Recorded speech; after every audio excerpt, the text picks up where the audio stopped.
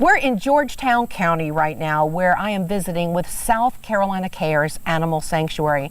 It's an incredible place that was certainly built on passion, the love of animals. Cindy and Skip Hedrick love what they do, and I understand, Cindy, that you started this business back in North Carolina. How long have you been in Georgetown County? We've been here 9 years. This year we'll start our 10th year. And you moved here with how many animals? 36 animals. How did it start? Was it just that you loved animals and had some pets? We did, but we also started taking wildlife classes to work with injured or orphaned wildlife, and there was a hotline that we worked, and on that hotline we kept receiving calls for exotic animals that were perfectly healthy but no one wanted, and there was nowhere for them to go. So Skip and I started taking these animals into our home and began making plans to open SC Cares to give at least the North and South Carolina area, and I think we're even probably stretched further than that. It's one of the only exotic rescues there is. Speaking of exotic, you've got such a tremendous variety, and we'll talk about that in a moment. But passion has certainly built this, because now you have how many animals? There are 153 residents here at the moment. And people have to understand that you're not like an animal shelter. People don't come here to adopt. They come here to learn. They come here to support financially what you're doing. Yes, and to just for us to be able to make them aware of the exotic industry. If there's an interest that they think they might want to adopt an exotic, or hopefully not purchase, but try to have an exotic as an animal companion, then we are here to let them experience what that might be like in their lives. And some people, for the most part, that's just not cut out. I mean, they're not set up for it.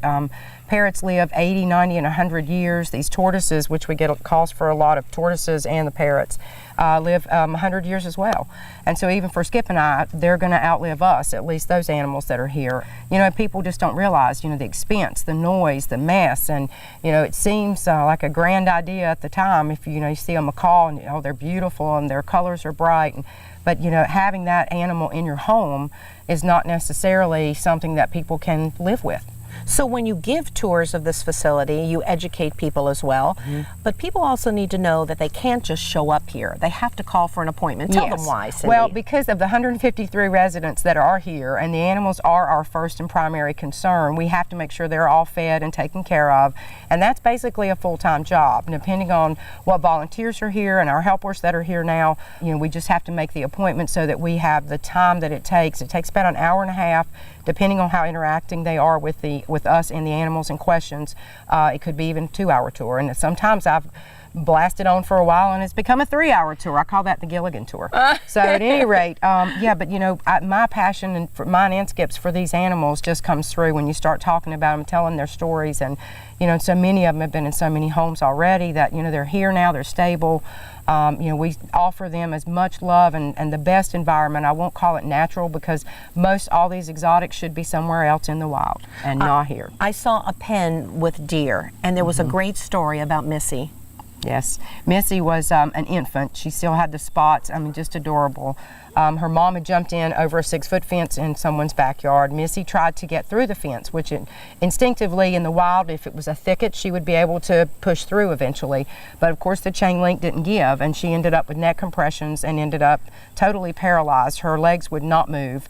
So thankfully she was still young. We were feeding her a bottle, so we had a chance to work with her. It took about 8 months, several slings, and attaching her to the ceiling basically, and massaging all of her joints several times a day to keep them from becoming atrophied. And finally, thankfully she had the will to walk, and she's still a little wobbly, but she gets around. So 7 years later, she's still with us and doing okay. But most people would have euthanized a deer like that now had mental issues, and I mean, here you are feeding her every day and loving her, along with some of her other friends in that pen. Yes. How about the little sugar gliders? I mean, how did you acquire them? People get them from the breeders that set up and sell these animals. They don't realize they do have a musky smell. They do live for 10 years if they're treated right and fed the proper diet. And some people may do well with them. They are nocturnal, so a lot of people don't realize that during the day they sleep, but they would prefer to sleep because they advertise them as pocket pets. So they want you to put them in a pouch and carry them around with you. Well, and these animals, just like most animals, are going to go to the bathroom when they feel like going, and so the pouch becomes wet. It's a great idea somebody came up with to sell and market these animals, but it's just not a life for them. And you know, they should be in the wild in Australia. Those are little creatures from Australia that should be gliding back and forth through the trees. Cindy, also a ton of birds. Oh my goodness, that aviary you got is amazing. Well, the one now that we're using, the macaws are pretty much destroyed. We're working or trying to get the help and the finances to get the outside aviary done. But yeah, those birds, we get more calls for birds and tortoises probably, and wolves and wolf hybrids than any of the animals that are here. We have farm animals here as well. We love them all. We're not set up to do dog and cat rescue, although we love them as well. We have 7 rescued hounds that live in our house with us and 1 rescued cat that moved here from North Carolina.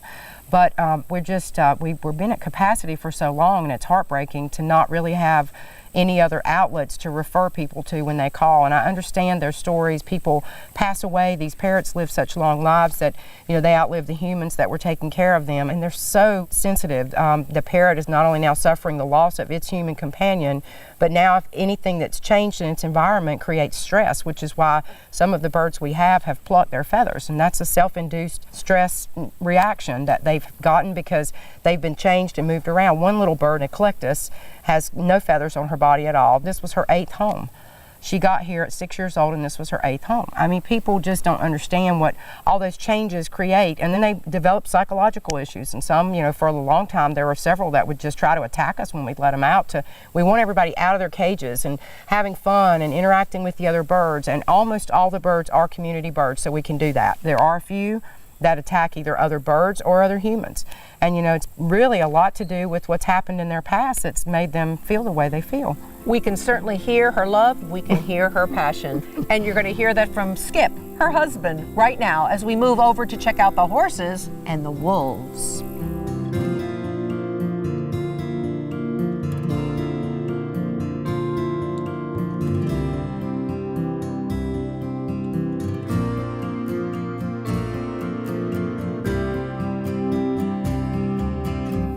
So I just found out Cindy is Hedrick, Skip is Jaeger. It's the team of Jaeger and Hedrick. Yes, well, she's the lead. Oh, Hedrick she's and the Jaeger. lead. Okay, let's keep it right. You know, it sounds like a law firm, doesn't it? That's it. It does. This is so beautiful out Thank here, you. and I know it is a dream come true, but it's hard work, and you It is. need help. You need volunteers out here, Skip, to share the passion. Of different talents, not only here on location, like feeding animals and groundskeeping, and there's a lot to be done, but also just like fundraising, social media. You know, there's a lot of things that volunteers can do if they're intimidated by the animals themselves. But the reward is interacting with the animals. So we encourage people to come out and, you know, get rescued, and, you know, we can always use volunteers. Yes. You were also telling me that you could use somebody to go to the grocery store and pick up feed. Yeah, as simple things as there's some local grocery stores that donate produce that can't be sold, meat that can't be sold, and we need people to go pick that stuff up. It was being done by Hank, our 92-year-old retired volunteer in Navy the world. captain. Yes, and he has been here 6 years. He helped to build the barn and has been here every day since. So we need more people like him. We do, yeah. It gives him a purpose, you know. He just lost his wife just before he came out here, so it gave him sort of a reason. So we are looking for volunteers big time. Also civic clubs, you know, a group of 20 or 30 people who could come out on a Saturday, because I was looking at that huge, the biggest cow I've ever seen needs a bigger pen. She does, and that would involve some clearing of small trees and grasses and putting up a fence.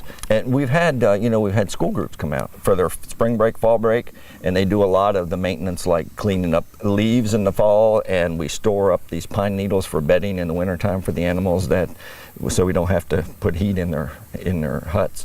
But yeah, that would be great. We've had several groups come out. And So many needs here so at many SC needs. Cares, which of course is nonprofit. The horses are beautiful. Thank you. I mean, I know each and every one of them have a story, They do, yeah. but they're beautiful. I mean, they look like they could be on anybody's plush farm. They could be if somebody. So many people, like, they don't want to pay to take care of them because they're very expensive, $100+ a month per horse for feed and farrier and vet. And people don't want to put that kind of money into an animal if they can't enjoy it by riding it. But all of these, there are 2 show champions, this one here and the dark tan one are both show champions. But they can't be shown anymore because they have a foot injury. This one that's right behind you came in lame, and we actually had to have a $1,000 surgery. That was one of the first things, the first horse we took in. Yeah, and this one that just walked by, that's Sassy. I don't know if you remember the story on Sassy. She came in at 660 pounds. She was skin and bones. Her hip bones were sticking out. Her coat was very, very matted and spotty. Some developed, some didn't. And she had a severe injury on her hoof that we had to have surgery for. And now she's at about 880 pounds, where she should be. She looks like a prize, doesn't Yes, she? yes. How about the wolves? Now that really surprised me. So many wolves. My goodness, why did you take in wolves when, I mean, they're Why kind not? of dangerous, aren't Right, they? Yeah, well, we don't socialize with them. We tried at first, when they came in at 8 weeks, we tried to say, okay, well, let's get them used to us. But as soon as we would make any headway, we'd put them back in with the rest of them, and the pack negated anything that we did. So we just said, we don't have to interact with them. Let's just, it's bad enough they're going to be in captivity. So we built a 3-acre habitat and just let them be wolves. We feed them raw meat. We don't do any kind of interaction with them at all. Through the fence, they are comfortable with Cindy and I. They will come up, but any volunteers, any strangers in the area, they act wolfish and they go hide. So Just like a wolf is Just- supposed to. yeah, the only sound they make is to howl. And the other 2 wolves that are way back in the back, one was confiscated in a puppy mill raid. He is, or she is, afraid of everybody. She bonded with Cindy and I on the way back from where we picked her up. So she will interact with us. We can touch her. You'll see some pictures and stuff on the website. But other than that, she's not to be seen when there's strangers around. But let's face it, so many of these animals would have been put down if it wasn't for Cindy and Skip. I urge all of you to get involved, get your families together, take the tour, and that will help. The donations that they receive through tours will help feed these animals and help Cindy and Skip with their passion. And if animals are your passion, then this is something you can certainly share with the team of Hedrick and Yeager. Thank you, my friend, for Thank all you. you're doing for animal kind. Appreciate the publicity. You bet. We can't do it without it. Thank you. Thank you.